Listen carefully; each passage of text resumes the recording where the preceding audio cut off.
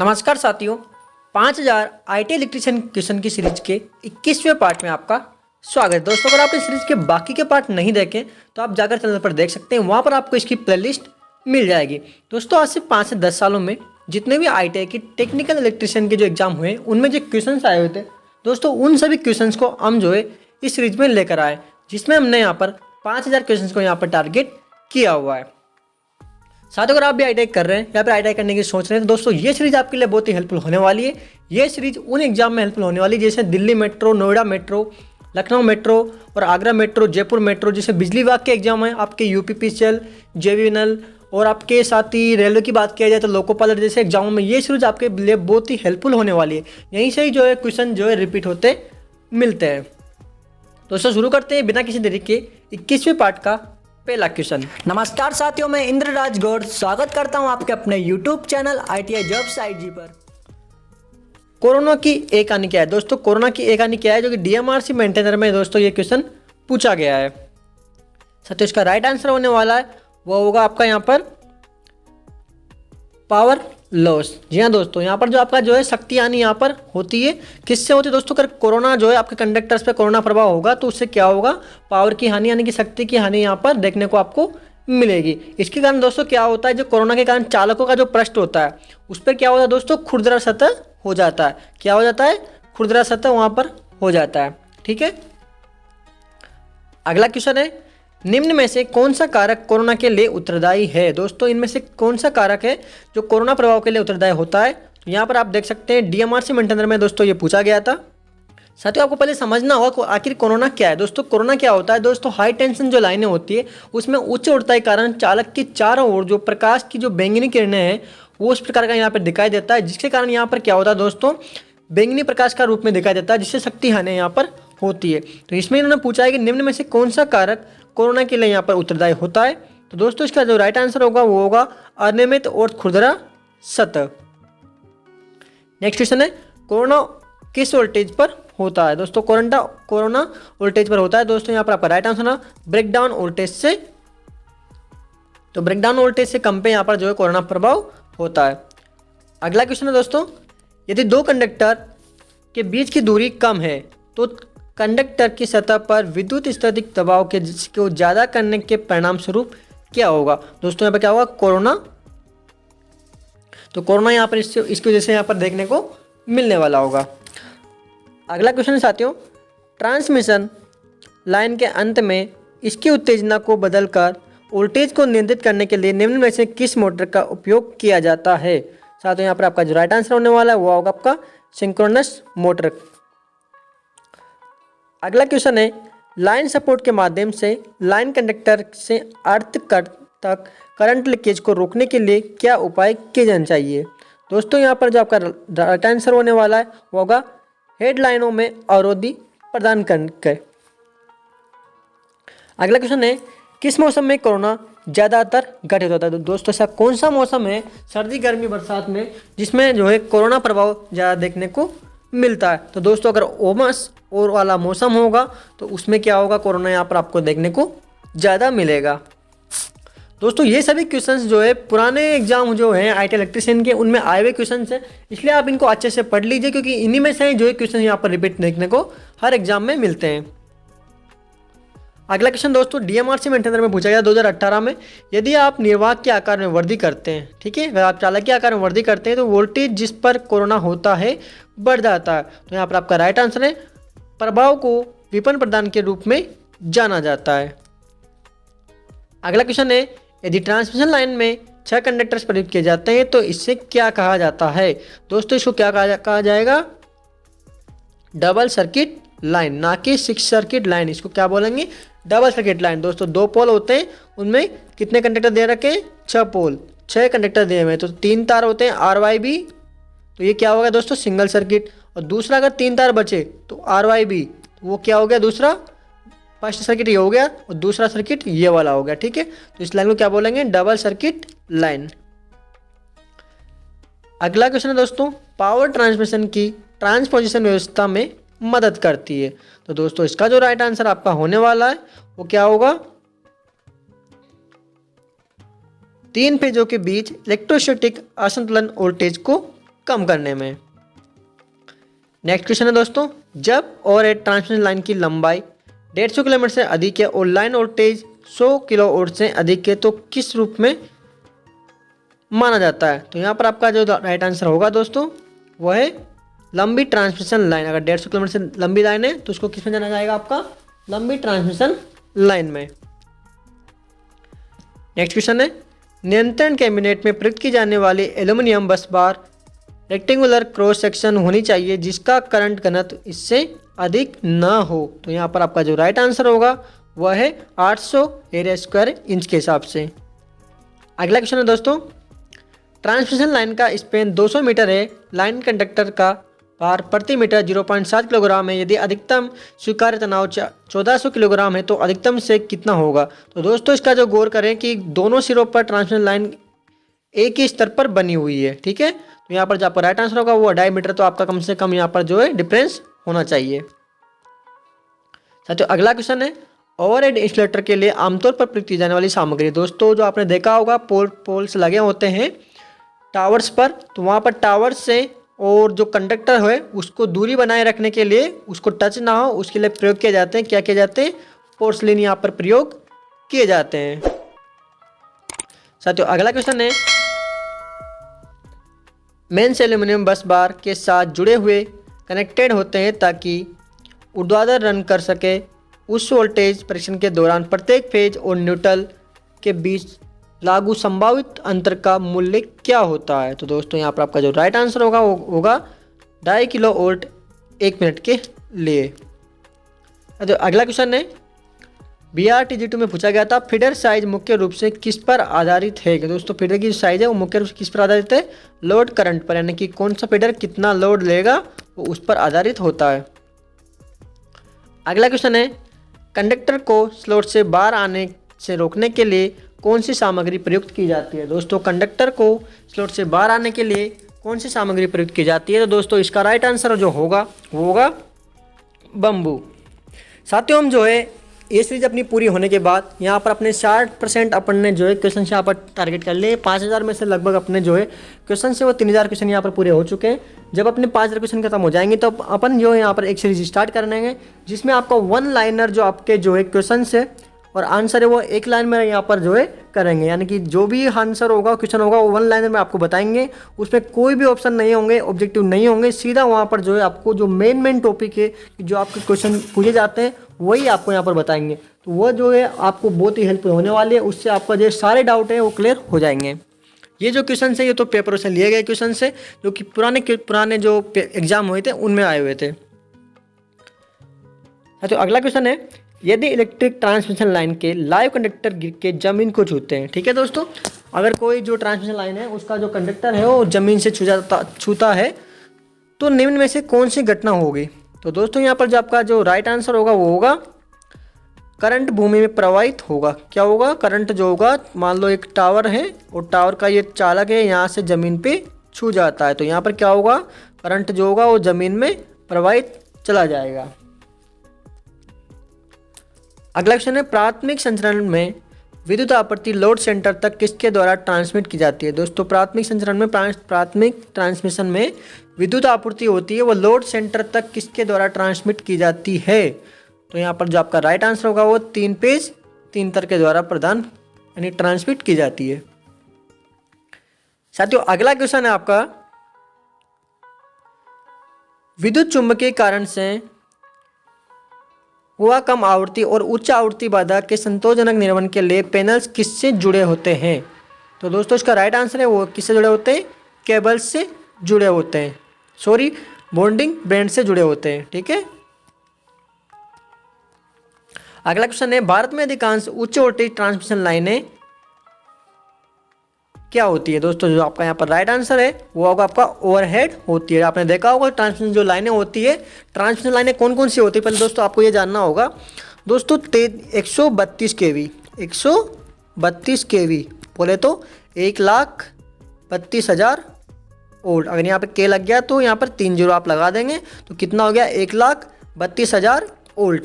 ये आपकी कौन सी लाइन है? Transmission line. इससे ऊपर कौन सी आती है? 220 kV यानी कि 20,000 वोल्ट, ये किस में आ गया आपकी ट्रांसमिशन लाइन में। इससे ऊपर कौन सी आती है दोस्तों, 400 केवी यानी कि 4 लाख वोल्ट, ठीक है। इससे ऊपर कौन सी आती है भारत में, जो कि आती है 765 केवी। दोस्तों यही लाइनें हैं 1, 2, 3 और 4, ये चारों लाइनें किस में आती है दोस्तों, ट्रांसमिशन लाइनों में आती है। हाई वोल्टेज जो लाइन बोलते हैं वो दोस्तों इन्हीं को बोलते हैं। इसी पर ही बात जो है अपने भारत में जो पावर का है, विद्युत का जो ट्रांसमिशन किया जाता है। बात करें 132 से नीचे तो दोस्तों वो कौन सी है, 33 केवी, ठीक है। दोस्तों ये सभी बिजली घर बने होते हैं, यहीं पर ही जो है लाइनें आती है, ठीक है, हाई वोल्टेज की। अब 33 केवी से नीचे बात करेंगे तो वो कौन सी आ गई, 440 वोल्ट। आप देखेंगे दोस्तों 440 वोल्ट और 400 केवी, यहाँ पर 4 लाख वोल्ट है, यहाँ पर क्या है 440 वोल्ट है सिर्फ। और इसी में से अपन, इसमें क्या होता है, 3 पेज होते हैं, एक न्यूट्रल होता है, आर वाई बी, ठीक है। अगला क्वेश्चन है, निम्न में से किस प्रकार का इंसुलेशन लाइन के सबसे अंतिम छोर पर या एक कोना पर लगाया जाता है। तो उसका जो राइट आंसर है वो आपका होगा स्टेन इंसुलेटर, ठीक है। अगला क्वेश्चन है, डीसी इलेक्ट्रिक पावर ट्रांसमिशन का मुख्य लाभ निम्न में से कौन सा है। तो यहाँ पर जो आपका राइट आंसर होगा वो होगा, इसके लिए केवल 2 वायरों की आवश्यकता होती है। दोस्तों अगर डीसी सप्लाई होती है, उसको आपको ट्रांसमिट करना है तो उसको आपको 2 तारों पर ही आप जो उसको ट्रांसमिट कर सकते हैं। पावर सप्लाई को कितने में करते हैं, 3 तारों में करते हैं, ठीक है। एसी सप्लाई को, एसी बोल तो अल्टरनेटिंग करंट और डीसी बोल तो डायरेक्ट करंट।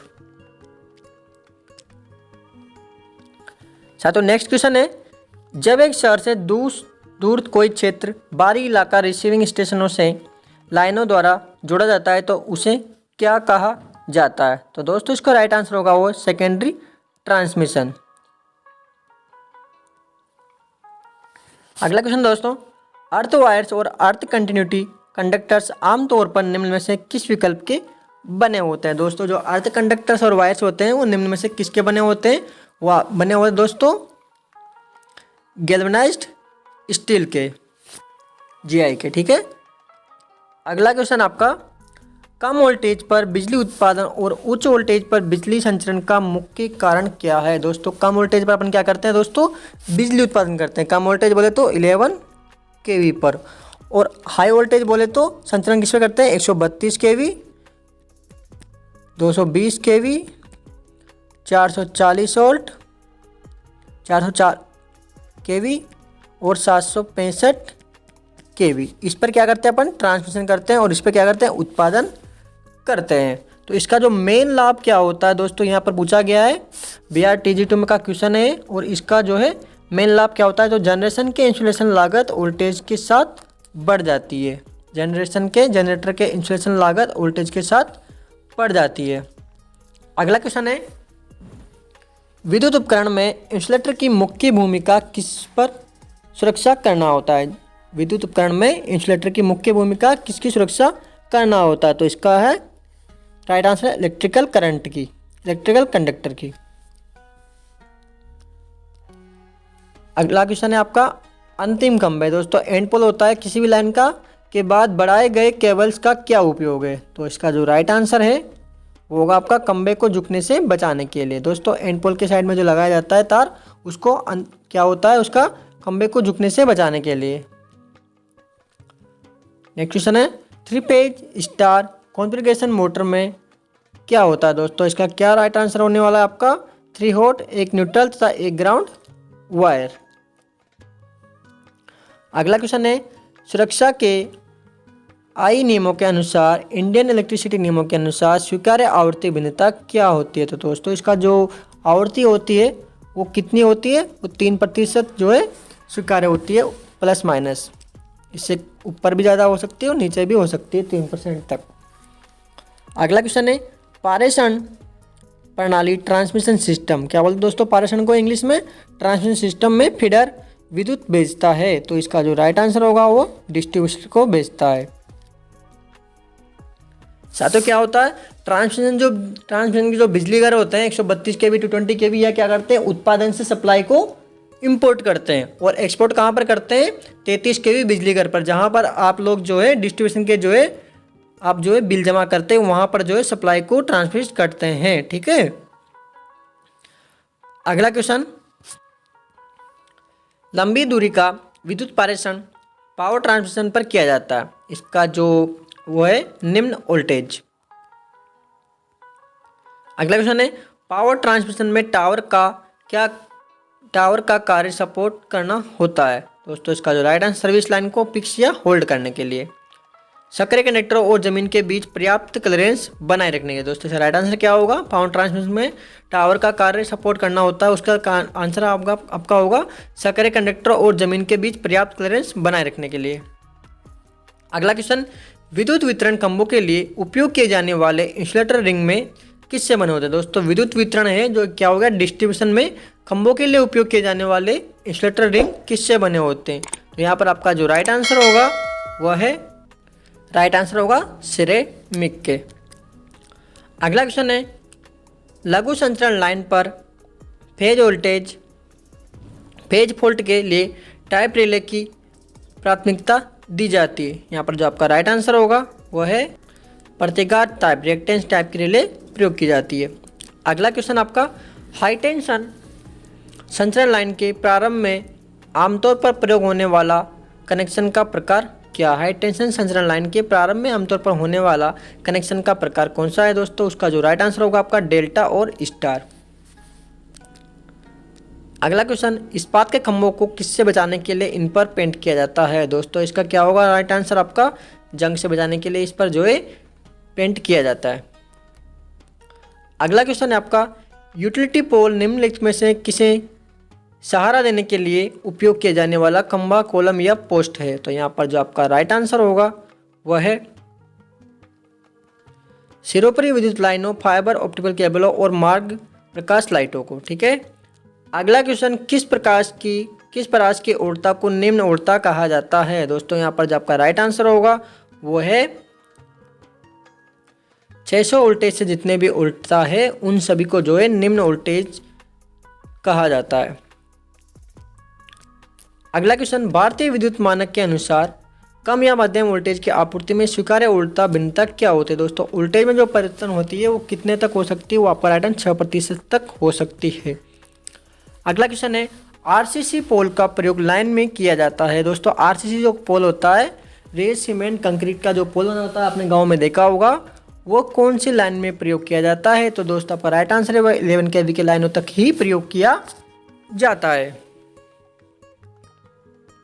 अगला क्वेश्चन है, ACSR का पूर्ण रूप क्या होता है। दोस्तों ये जो क्वेश्चन है बहुत ही इंपॉर्टेंट है आपका। तो इसका जो राइट आंसर है वो होगा एल्युमिनियम कंडक्टर स्टील रेनफोर्स्ड। क्या होगा, एल्युमिनियम कंडक्टर स्टील रेनफोर्स्ड। अगला क्वेश्चन, एक अतिरिक्त उच्च तनन तार को क्या कहा जाता है। दोस्तों एक हाई करंट अतिरिक्त जो तनन तार है उसको क्या कहा जाता है। तो आपका राइट आंसर है दाब तार कहा जाता है। अगला क्वेश्चन दोस्तों, स्टे वायर में किस प्रकार के विद्युतवर्धक का प्रयोग किया जाता है। दोस्तों स्टे वायर क्या होता है, आपने गांव में देखा होगा, आपके इस तरीके से एक पोल बना होता है जो कि ज़मीन में होता है। ठीक है, और यहीं पर ही जो है एक तार लगा होता है। ठीक है, इस तरीके से यहाँ पर ये क्या लगा रहता है, इंसुलेटर लगा रहता है, और ये क्या होता है, वायर होता है। ये क्या होता है, वायर होता है। इसको दोस्तों इसको क्या बोला जाता है, स्टे वायर बोला जाता है। कौन सा बोला जाता है, स्टे वायर। तो इसका जो क्या बोला क्वेश्चन आया आपका नोएडा मेट्रो में पूछा गया था कि स्टे वायर में किस प्रकार के विद्युत रोधक यानी कि इंसुलेटर लगाया, ये कौन सा लगाया जाता है। तो इसके बारे में पूछा गया था। इसको क्या बोलते दोस्तों, एक प्रकार का इंसुलेटर बोला जाता है। क्या बोला जाता है, एक प्रकार का। ये जो चीज़ लगी हुई स्टे वायर में इसको बोलते हैं एक प्रकार का। अगला क्वेश्चन है, 3 पेज 4 वायर प्रणाली में जब 3 फेज बार संतुलित होता है तो न्यूट्रल में धारा कितनी होती है। दोस्तों इसका राइट आंसर अगर संतुलित बार है दोस्तों, यहाँ पर पूछा गया है कि अगर आर वाई बी और यहाँ पर न्यूट्रल 3 फेज है दोस्तों, आर वाई बी, जब तीनों फेज यहाँ पर मिलते हैं तो क्या होता है, यहाँ से क्या जनरेट होता है, न्यूट्रल जनरेट होता है। क्या होता है, न्यूट्रल जनरेट होता है। ठीक है, ये क्या है, वाइंडिंग है। ठीक है, और यहाँ पे सप्लाई दे रखी है तो यहाँ पे क्या होता है, न्यूट्रल। अगर ये तीनों बारों पे लोड बराबर होता है यानी संतुलन होता है तो फिर क्या होगा, जो न्यूट्रल में जो करंट होगा वो होगा 0। क्या होगा, तो आंसर आपका होगा सी। अगला क्वेश्चन है, भारत में किसी आवासीय परिसर हेतु सामान्यतः शक्ति विद्युत प्रणाली में 2 फेजों के मध्य उड़ता होती है। दोस्तों 2 फेजों के जो उड़ता होगी आवासीय परिसर में वो होगी आपकी 400 वोल्ट। करो में कितनी होती है 3 फेज में 400 वोल्ट। नेक्स्ट क्वेश्चन है दोस्तों, 3 फेज 4 वायर ऐसे सिस्टम में वोल्टेज असंतुलन निम्न में से किस कारण होता है। दोस्तों जो 3 फेज ऐसे सिस्टम है जिसमें क्या होता है, आपके 3 फेज होते हैं और एक न्यूट्रल होता है, यानी कि टोटल 4 तार होते हैं, उनमें असंतुलन वोल्टेज असंतुलन निम्न में से किस कारण से होता है। तो आपका यहाँ पर आएगा असंतुलित सिंगल फेज लोड। अगर आपके 3 फेज है उनमें अलग अलग लोड डाल देते हैं फेजों पर, ज़्यादा लोड किसी एक फेज पर ज़्यादा लोड डाल देंगे तो फिर उसमें क्या होगा, वोल्टेज असंतुलन हो जाता है। अगला क्वेश्चन, विद्युत प्रणाली के निम्नलिखित में से किस भाग को एक कंडक्टर के रूप में परिभाषित किया जा सकता है जो सब स्टेशन या स्थानीयकृत जनरेटिंग सिस्टम को उस क्षेत्र से जोड़ता है जहां बिजली वितरित की जानी है। तो उसको क्या बोलते हैं दोस्तों, डिस्ट्रीब्यूटर बोला जाता है। दोस्तों जो आपके घरों में जो सप्लाई देते हैं उसको क्या बोलते हैं, डिस्ट्रीब्यूशन डिपार्टमेंट बोला जाता है। आपके घरों में कौन सप्लाई देते हैं, जहाँ आप बिल जमा करते हैं, जहाँ से आपके घर में सप्लाई आती है जिस बिजली घर से, जिस सब स्टेशन से, उसको क्या बोलते हैं, डिस्ट्रीब्यूशन का बिजली घर बोलते हैं, डिस्ट्रीब्यूशन डिपार्टमेंट बोलते हैं। और जो ट्रांसमिशन डिपार्टमेंट होता है वो क्या होता है, उत्पादन से लेके और आपके घरों तक जो बिजली भेजता है उसको बोलते हैं ट्रांसमिशन डिपार्टमेंट। और जहाँ पे बिजली बनती है उसको बोलते हैं जनरेटिंग यानी कि उत्पादन। ठीक है। अगला क्वेश्चन है आपको, बिजली वितरण लाइन के कंडक्टर का आकार किस पर निर्भर करता है। दोस्तों जो बिजली वितरण लाइन के कंडक्टर का आकार किस पर निर्भर करेगा, वो आपका राइट आंसर है करंट ले जाने वाले, यानी कि कितना करंट वहाँ पर अपन ले जा रहे हैं उसका ऊपर आपका कंडक्टर का आकार निर्भर करेगा। साथियों अगला क्वेश्चन है, निम्नलिखित में से किसका उपयोग सामान्यतः वितरण प्रणालियों के लिए नहीं किया जाता। दोस्तों वितरण प्रणालियाँ होती है कौन सी, डिस्ट्रीब्यूशन प्रणालियाँ, उनमें नहीं किया जाता। तो वहाँ पर एक पेज 4 तार प्रणाली का प्रयोग नहीं किया जाता है, किसमें, डिस्ट्रीब्यूशन में। साथियों अगला क्वेश्चन है, निम्न में से कौन सा मानक वोल्टेज प्राथमिक वितरण के लिए उपयोग किया जाता है। दोस्तों प्राथमिक वितरण के लिए यहाँ पर 11 kV प्रयोग किया जाता है और सेकेंडरी क्या हो जाता है यहाँ पर आपका 440 वोल्ट या 220 वोल्ट। ठीक है।